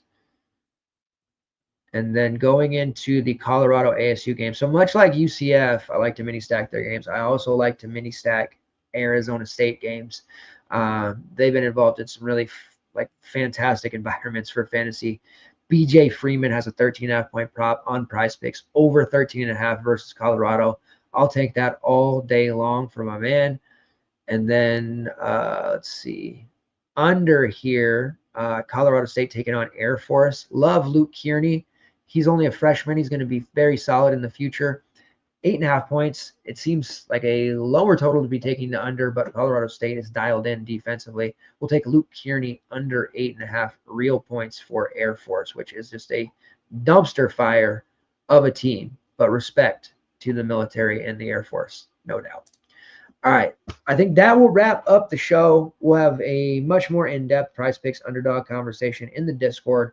If you're still not sure if you want to be a part of ftnfantasy.com just yet, keep checking out the Super Show. We'll continue to share those projections on the Monday, Tuesday, and Friday shows, and also full transparency in the tracker for all bets and Prize Picks underdog parlays. We'll start posting a few of those on Twitter as well for some of the newer prospective community members who are just discovering the show for the first time or getting into CBB DFS for the first time. Love to get a chance to earn your trust in the community and be a part of something that we've been growing for a long, long time. Very, very proud of. Definitely appreciate your guys' support, though, with a view alike and any interactions that you provide. We'll be back tomorrow night, right around 10:30 PST after the night slate games end. We'll go over the Wednesday slate, and then we'll be back at it on Friday as well. As we get past the midpoint of February and just before conference tournaments, we will go to 4 shows a week. Then we will go to 5 shows a week. Then during tournament, we will be every single day. It's a grind, but we love it. Appreciate it, guys. Thank you very much. And I'll see you tomorrow night. Same time, same place. Make sure we get them green screens and window trips. Getting the t-shirts made up. Don't worry. Take care.